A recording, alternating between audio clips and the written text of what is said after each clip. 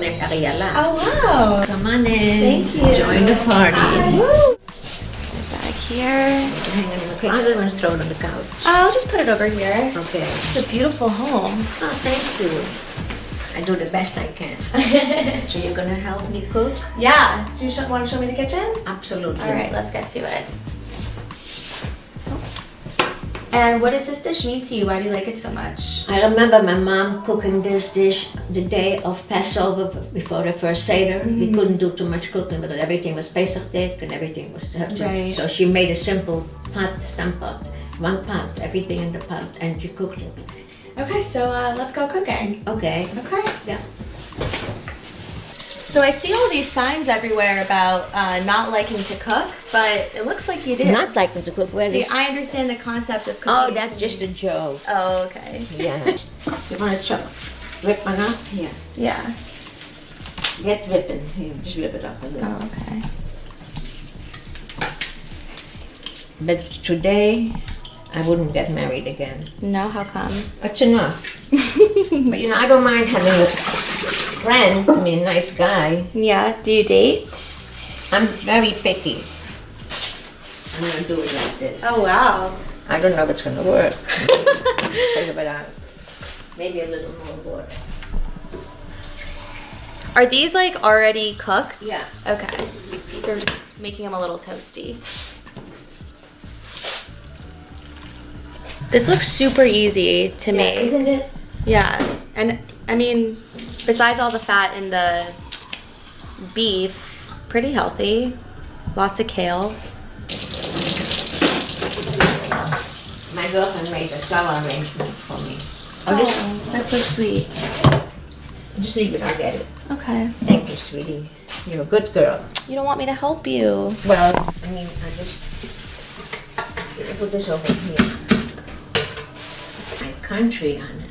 Yeah. Holland. So you do have a little, oh, this is from Hawaii. Tchotchkes. Yeah, I have tchotchkes. Okay, so while we wait for this Yeah. to cook, we don't have any more preparation to do, right? No. Okay, let's chat a little bit. All right. So can you tell me a little bit about when you left your house when you were younger? So you're a Holocaust survivor. Yes, I was born in April 1941. Mm-hmm. I was a baby in the Holocaust. But I remember only things from after the Holocaust was finished, over, and then when I was 6, I remember my brother being born. Wow. But my parents survived, my sisters survived, but no other family. My parents had a baby in April 41, just when Hitler was in charge. And if they would take the baby with them to hide, you can't do that. So they kept me in the hospital for 6 months. Right, because you would cry and then Right. people would And then hear. the nuns took me in. The nuns at a convent. Yes, and they were really, as far as I'm told, you know, they were very nice. I think the potatoes are done. Oh boy. Would you ever put schmaltz in this? Yeah, Yeah? you could, but I have margarine, but we don't need it. Okay. So far, so good. Want to taste it? Yeah. Go ahead. Is it tasty? Mm-hmm. That's really good. I don't usually like spicy food, but this is really Oh, I good. don't eat too spicy either. Chicky boom, chicky boom. Alrighty. My piece of art. Grazie, te buon. Buon provecho. Good. This is delicious. It's the first time I've ever had it, but does it taste like your mom's? Gassy? A little? Lee Cowan has a tale of survival that's a blessing indeed. Amidst the rich culinary landscape of New Orleans, you find a restaurant named Saba, which means grandfather in Hebrew. Its owner, Israeli chef Alon Shaya, has been winning awards for his modern Middle Eastern cuisine. How's everything tasting so far, guys?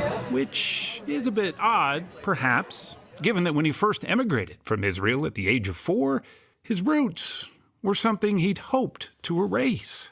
I spent so much of my life trying to hide my Israeli identity. How come? You know, at the age of 4 and 5 years old, the last thing you want to do is talk to them about this chickpea fritter that you're bringing to school when they're eating tater tots. In culinary school, instead of hummus and pita, Shia went full Italian. Pastas, charcuterie, and pizzas were his passions, until that is in his mid-30s, when, on a trip back to Israel, the dishes of his youth whispered anew. I realized that I was really missing out on a part of who I was, and I started cooking Israeli food again and felt like I really began understanding what my identity was as a chef. So this is cholent. It's a stew that's typically made on Shabbat. Ever since, Sometimes they'll put wheat in a cholent, but this one doesn't have any, so it is kosher for Passover. he's been marinating in Israeli ingredients and their history, which one day brought him here to perhaps an unlikely place for a chef, the archives of the U.S. Holocaust Memorial Museum. I was just blown away by how during one of the most horrible moments in someone's life that they could turn to food and that food would have that power. He was both heartened and disturbed to learn that during the Holocaust, those forced into Jewish ghettos and concentration camps would write down family recipes, not to cook, but to remember. Because it reminded you of home? It reminded of pleasure in this lousy place where you were not a human. Stephen Fenves was 13 when his train arrived at Auschwitz in 1944. All the tangible evidence of his life before had been ripped away, or so he thought. How fragile is it? The text block is actually pretty sturdy. To his surprise, after he and his sister were liberated from Auschwitz, this appeared. Fenves? His mother's recipe book. Fenves Estera, my sister says to sign things. Oh, your sister signed it. When Shia discovered it in the basement of the Holocaust Museum's collections, he had one big question. So you mean that I could actually talk to the person who remembers eating this food? And I said, yeah, well, maybe we can put you guys in touch. How that book survived is just one of those stories. The Fenves family lived an upper-middle-class life in the former Yugoslavia. They employed a maid, a chauffeur, a governess, and a cook named Marish. Big woman, very thick Hungarian accent. On the day looters stormed into the Fenves home as they were being led off, presumably to the gas chambers, Marish, who wasn't Jewish, raced in to save the family cookbook for reasons Stephen still doesn't totally understand. I think it's just sense of loyalty and sense of love of the family. Pretty brave thing to do. Very brave thing to do. What was the risk to her? Everything was punishable by death. That's my mother. Such a beautiful picture. When Alon Shia heard that story, he was so moved that he set about recreating the taste of Stephen's childhood. The recipes in this book aren't written like recipes you would see in a cookbook today. So it's not like a half a teaspoon of this? No. Like imagine your grandmother teaching you how to make a dish, a little bit of this, a little bit of that. Essentially no heat setting instructions because this was all done on a cast iron stove. And I don't have that setting on my stove. There were potato circles, a walnut cream cake, and a dish that looks an awful lot like a fish stick, but isn't. He began translating the recipes from Hungarian to English, and I began cooking the food and shipping the food to him to taste for the first time in over 70 years. Would you like some mustard? Yeah, just a tiny bit. Stephen's whole family got involved. Yep, In the process, that's the real thing. Fenves rediscovered a painful, personal connection to his story that he says had gotten lost over the years. It had become such a chore. I no longer broke into tears in my presentation. It just became so routine, so cold. But somehow, Shia's revival of his mother's cooking reminded him of all that was lost. He, frankly speaking, he got me out of a major slump in my duty to speak as a volunteer survivor. How did he get you out of your slump? Made it new, made it interesting, and made it moving. one of the first recipes that I wanted to make. Together, these newfound friends now host donor dinners, where his mother's dishes are served and Stephen speaks. We were separated at Auschwitz. So far, they've raised more than $300,000 for Holocaust conservation efforts. The effect of it on me was very, very pronounced. Childhood food, Right? It seemed to have been something tangential that went by the way with lots of other things that went by the way. So that's it. It survived pretty well, given all that it's been through. Yeah. And you. Yeah, barely. Oh, wow, look at that. Passover is about the imperative to remember both the good and the bad. Alon Shaya offered that gift through food, and because of it, 9 out of 10 on that picture died in Auschwitz. Stephen Fenves has a renewed mission to tell the terrible tale that must be told. That's a very sad picture to see. Hi, this is Jeffrey Geisner, the founder, creator, and producer of the film In Our Memories Kitchen, Overtime. The film is presented free of charge by the Jewish Culture and Holocaust and October 7th Remembrance and Stand Against Hate International Communities. Thanks for joining us for Overtime Part 2 of In Our Memories Kitchen, a beautiful, dynamic documentary about food memories and Jewish recipes. Storytelling about how concentration camp survivors lived through starvation and inhumane conditions while still demonstrating strength and resilience against the Germans. Their resilience and the rebuilding of their lives provide testimony to the importance of how much food memories and recipe writings provided tools for their survival, along with how food traditions and memories have been handed down to their children and continue to be passed down through the generations. Thankfully, you will hear from survivors themselves and their children and grandchildren about wonderful food memories and lovely food stories. Listening to these food memories and realizing how their parents overcame the most torturous crimes is a testament to their human spirit and will to live. These food memories and their stories were curated from Jewish Culture and Holocaust October 7th live event Zoom programming from 2021 to 2024. A word of caution. Even in a food recipes documentary, the subject matter may cause challenges for some survivor and generational survivor audience members. The photos, video, recordings, music, pictures, and content of this film may be disturbing to some who suffer, like I do, from intergenerational survivor trauma or PTSD disorders. As a second-generation survivor, I am very cautious about selecting the content for this film. It is nothing you have not seen before. All of our on-demand films are free to all audiences. Please help us by subscribing to the YouTube channel for Jewish Culture and Holocaust on October 7th. You will be automatically notified of the new on-demand films released weekly. Jeffrey Geisner, the founder, creates and produces each film. Again, please subscribe and comment to let me know how you enjoy the film. Please share this free on-demand film widely with your family and friends of all religions and in all your social media communities. We all must do our part to push back against Holocaust denial and stand against hate, and we stand with Israel. Enjoy In Our Memories Kitchen, Overtime. So my parents, they would barter for all different things. And so this coffee grinder, I remember as long as I remember myself.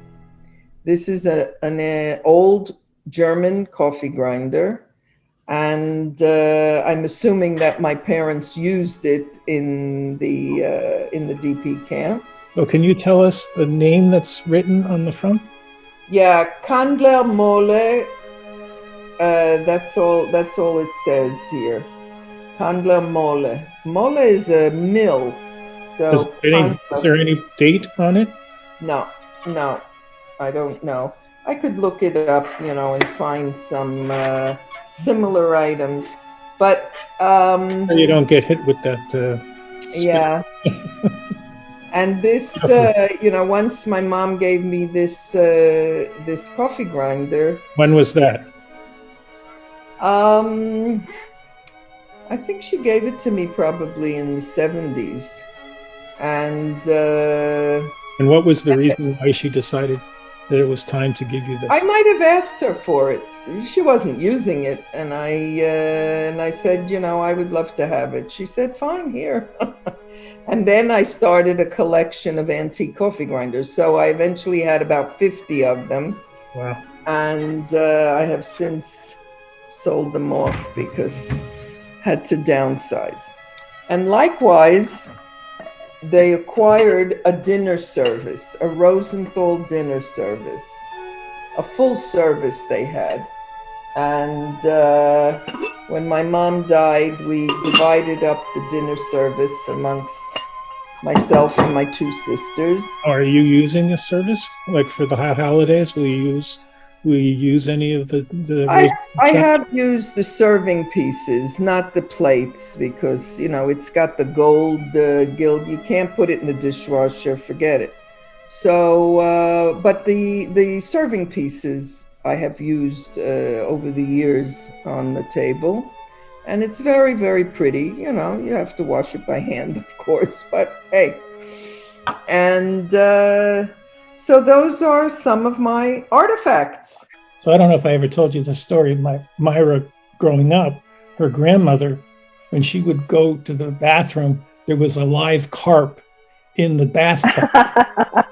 Which scared the hell out of her the first time she went as a small child into her grandmother's house, because she would literally kill the carp from the bathroom. It was like I don't know, Myra calls it like a 3-foot carp. You know, it probably wasn't that large, but yeah, that was always a funny story. My dad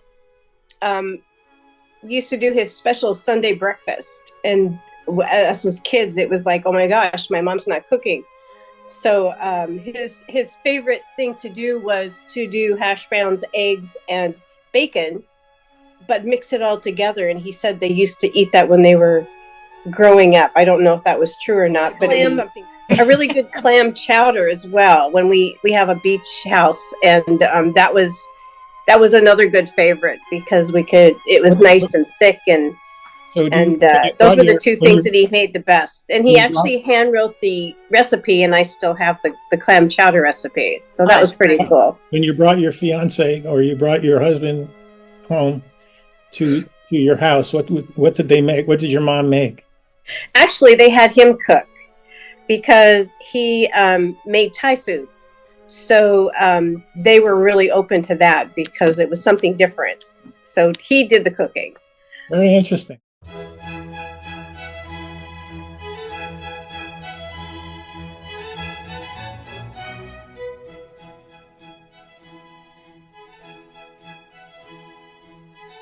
You have been watching a recipe for Eastern European hotcakes with walnuts, golden sultanas or raisins, and a unique twist.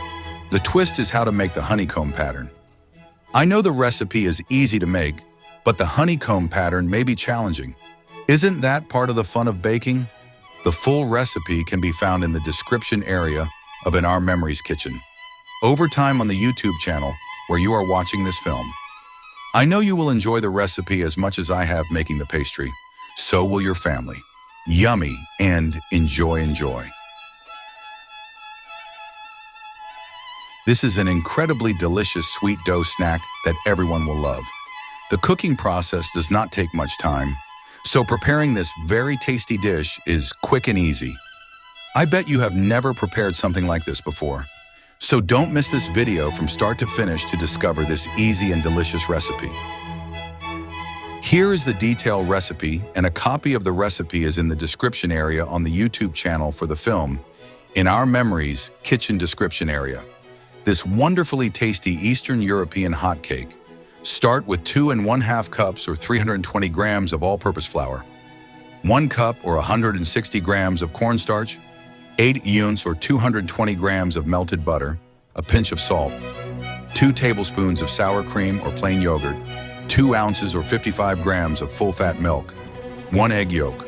For the filling, walnuts, 1 3/4 cups or 200 grams, golden raisins, sultanas, 1 cup or 150 grams. Here are the step-by-step directions. Mix flour, cornstarch, butter, and salt together. It should be combined to make fine sand. Then add the egg yolk, sour cream, milk, and combine all the ingredients in a bowl. Start working the dough until you can knead the dough. Bring the dough to a rustic round dough shape, and then wrap the dough in cling film or wax paper. Set aside for 1 to 2 hours. Do not put it in the refrigerator. Use a food processor on the pulse setting. Add the walnuts and raisins. Continue to process into a fine sand. Remove the mixture into another bowl and mix with a tablespoon. Set aside the walnut and raisin mix. Now place the dough on a floured surface and first flatten the dough with your hands and fist. From this point, roll out the dough with your rolling pin, making a rectangle about 18 inches wide by 2 feet in length, or approximately 60 centimeters long by 40 centimeters wide. Use a 2-inch diameter cookie cutter shape and cut out 12 cookie rings. Remove excess dough.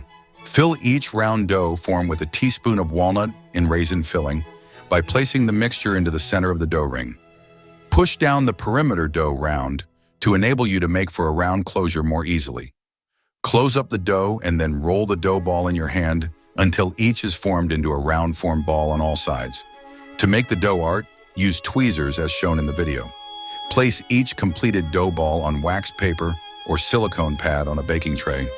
Bake at 350 degrees F or 180 degrees C for 35 minutes. Let the balls complete cool. Each hot cake can be sprinkled with powdered sugar or dipped in honey or maple syrup. Yummy and enjoy. Your family will love them too.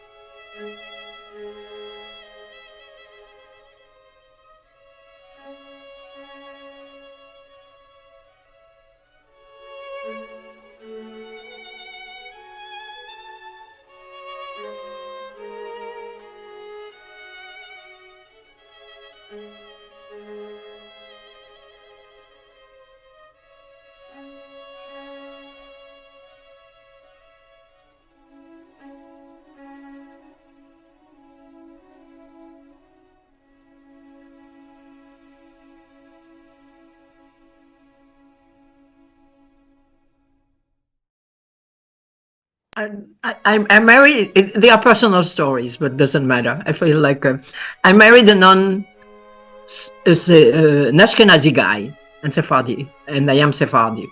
And as you know, on Thursday you go to the synagogue, on Friday night also. You are invited by the family of the bride, and on Saturday you are invited by the family of the chosen.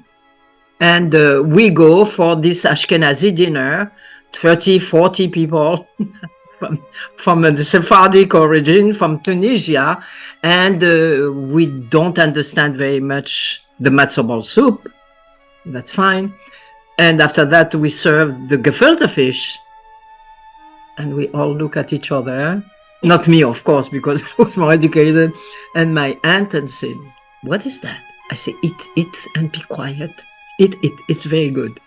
That means they eat the gefilte fish, and after that we have the brisket. Why a brisket on Friday night? It's not so exceptional, but whatever, on Saturday night. And at the time of leaving, my father turns towards David's uncle and say, "You are a Hoya." A Hoya, which means in Arabic, "You are my brother. You became my brother," being David didn't have his father. But it seems that in Yiddish or in Polish, it's a very dirty word that I will not say, but very, very extreme word. Oh. That means the guy becomes insane. And my aunt comes next to him and he says, "You know, your wife has been so nice and she has done so much for us. She must be so exhausted that she forgot to fry the fish." Okay, maybe not. So I want to ask Ava, when you went home to your, when you brought your fiance home to visit your mom and father, what did she make? My mom, so I mentioned that he likes food with ground beef. He's Sephardic. So I said he likes ground beef. So my mom made ground chicken, what in Hungarian is called fashirozot. Fashirozot, right? Gabriela is nodding. And it's ground chicken and it's fried. Well, my husband just looked at it and said, "What is this?" But then he ate it and he liked it. And then down the road, my mom made for him all kinds of things that he liked, or for all of us, roast beef and Wiener Schnitzel and all kinds of stuff. He got to like the Ashkenazi food. And I know you have a couple keepsakes that are really special to you. One of them is looking over your shoulder, which is a Torah. So I'll turn it over to you to have you share what the memories of your Torah keepsake. Thank you, Jeffrey. Thank you for the introduction and for inviting me. My mother, Elena, or Itza, as she was called by family and friends, together with her parents and her sister, were deported to Auschwitz, also known Auschwitz-Birkenau, the largest of the Nazi concentration and death camps in Poland. It was 1944. In Auschwitz, there was hunger, starvation, death, diseases, and brutality, and my grandparents were immediately sent to the gas chambers. My mother and her sister survived the Holocaust, and they returned to their hometown of Pleshivets. After the war, an elderly, observant Catholic woman, Mrs. Balazs, stopped by to see my mother, carrying a bundle in her arms. "I rescued this during the war," she said, "and I know that it is sacred to the Jews, and now I want to give it back to you." To my mother's surprise, she unwrapped a few rolled up Torah scrolls and handed them to my mother. She explained that during the war, the synagogue in Pleshivets was ransacked, and the Torah scrolls were thrown out on the street. And when nobody was looking, she picked them up. "They got dirty," she said, "because I picked them up from the street, but I wrapped them and hid them." My mother wanted to know where did she hide the Torah scrolls, and Mrs. Balazs explained that after she wrapped them up, she hid them inside a pile of straw under her pigs in the pigsty. She did not think that anyone would find them there. My mother was very touched receiving the Torah scrolls, thanks to the courage and kindness of this woman. And in return, she gave Mrs. Balazs a few meters of fabric for a dress. The Torah scrolls were carefully wrapped by my mother in a white damask tablecloth and remained with my parents throughout their life. The scrolls even traveled with them from Czechoslovakia to the United States. They consisted of 6 large fragments, each fragment measuring a few feet. And these fragments may have been from 3 different Torahs, but each missing and incomplete. My parents were in their 90s when they passed on the Torah fragments to me, their only child. And today, each of our 3 children have a framed Torah fragment in their home in memory of their grandparents and great-grandparents to always remember and never let the memory of the Holocaust be erased. These Torah fragments are professionally mounted. They were professionally mounted, and they are housed inside a clear protective acrylic cover, as you can see behind me. We gave one fragment also to my cousin, my aunt's son, my aunt who survived with my mother, and another fragment we donated to our synagogue in memory of my parents with the story. This is a reminder that once there was a Jewish community in Pleshivets. And my husband and I have the remaining Torah fragment. And to me, these Torah fragments are very meaningful because they are a connection to my grandparents whom I never met. Thank you. Well, it's terrific. So I wanted to ask you, when did you hear that your mother and father had this Torah and brought it to the United States? So when did you learn that it was available? I always knew that we have a Torah, but I really didn't see it because it was wrapped up. I was a child, and the Torah scrolls were wrapped up in this white damask tablecloth and safely put away in a closet. And the same thing happened when they emigrated to the United States. My mother just kept it safely in the closet.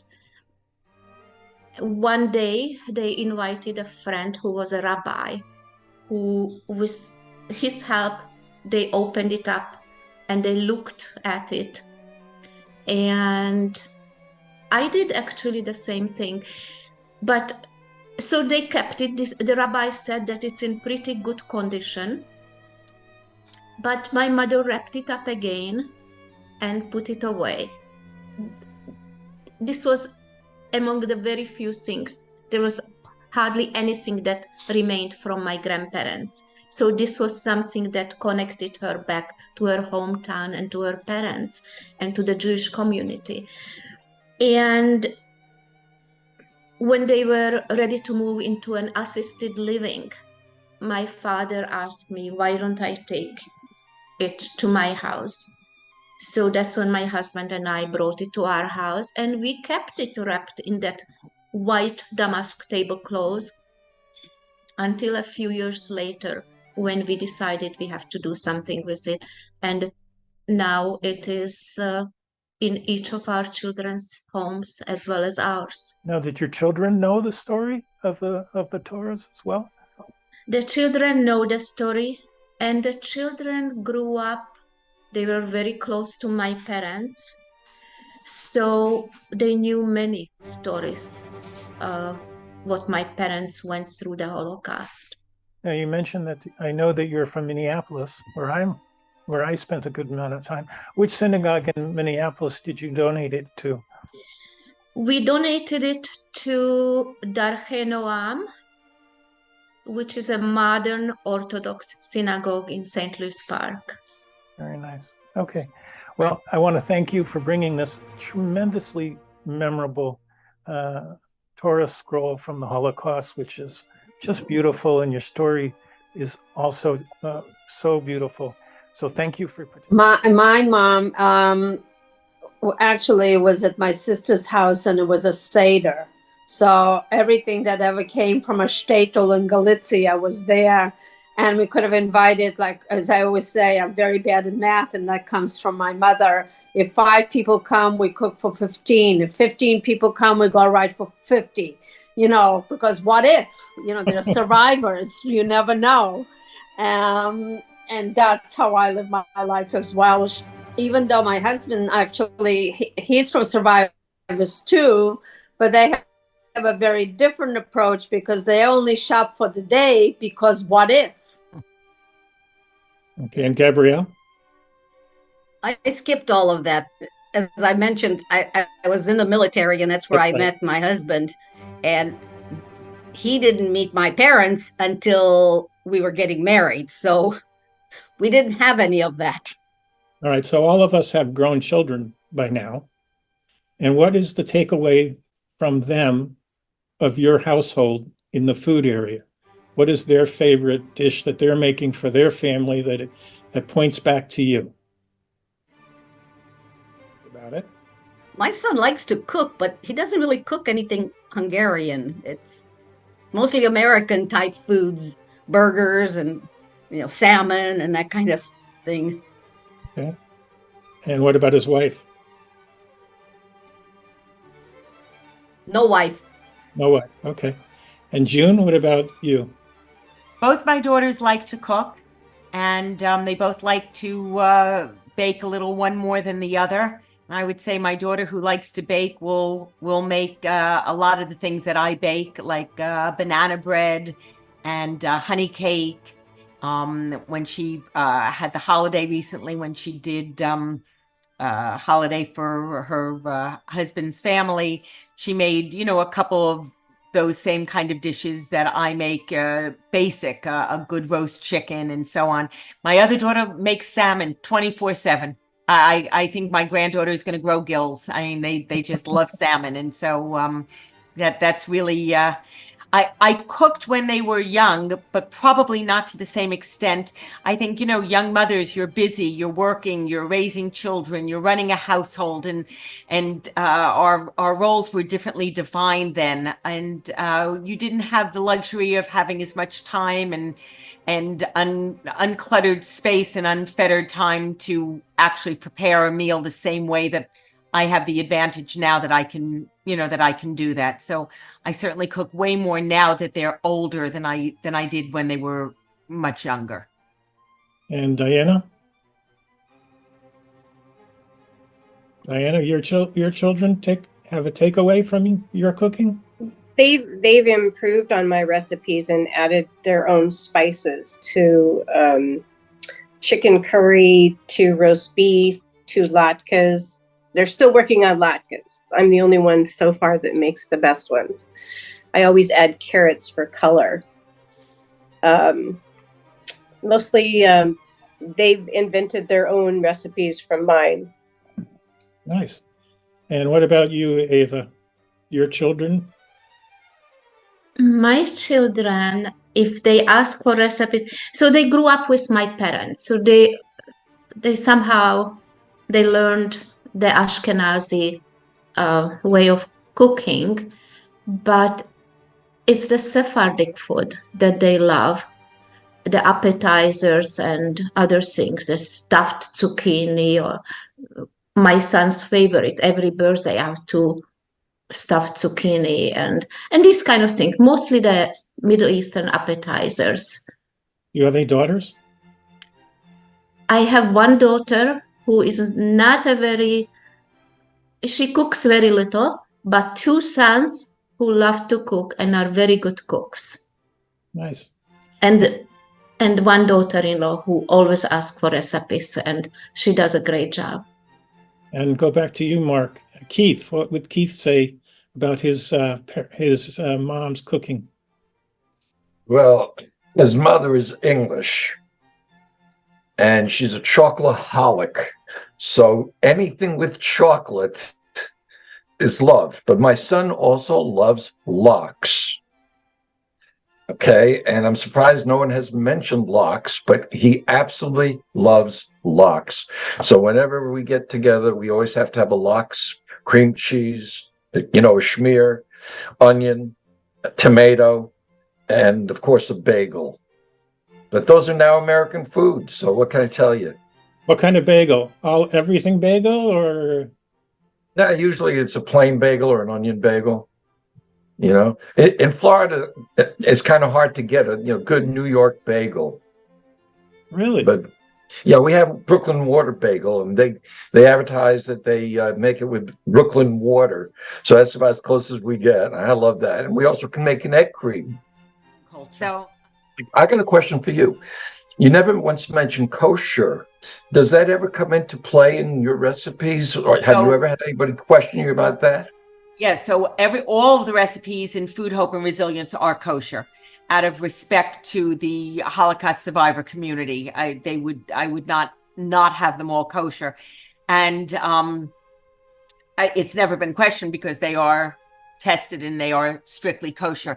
I actually made a mistake in a book that I wrote called The Kosher Carnivore, which I actually had a line that I added in a recipe that would have made the dish non-kosher, and it was we just didn't catch it, and it was something that I wrote by accident in a recipe in a chicken dish. But Food, Hope, and Resilience is completely kosher, as is Iconic New York Jewish Food. They're both, all the recipes. I'm also, food blogging was very different 10 years ago, so I'm in the middle of updating every recipe on there, which is a big undertaking to update 100 recipes, but I'm refreshing a lot of the photos, and I am fine-tuning my directions. If some of the earlier recipes, I think the directions need a little more clarifying.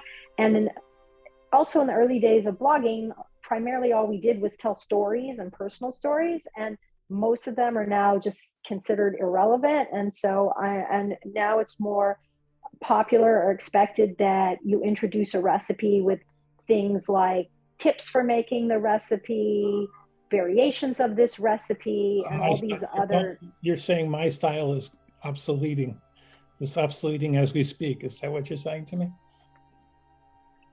Actually, I guess that's what I'm saying, although I really have a huge soft spot for your recipes, and I guess which is maybe what attracted me to you, because I love the way you tell the stories about your mom and what the recipes mean to you. And when you write, I picture you being like a, I don't know, 7-year-old boy in your mom's kitchen, like looking up to her with like admiration. I like feel your relationship to her, and it's really beautiful.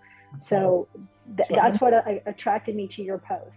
How many cooking recipes versus baking recipes? You know, I'm by far more of baking than cooking, though I used to cook a lot, but I don't really cook anymore. So tell me. Far more cooking than baking. I do enjoy baking, but like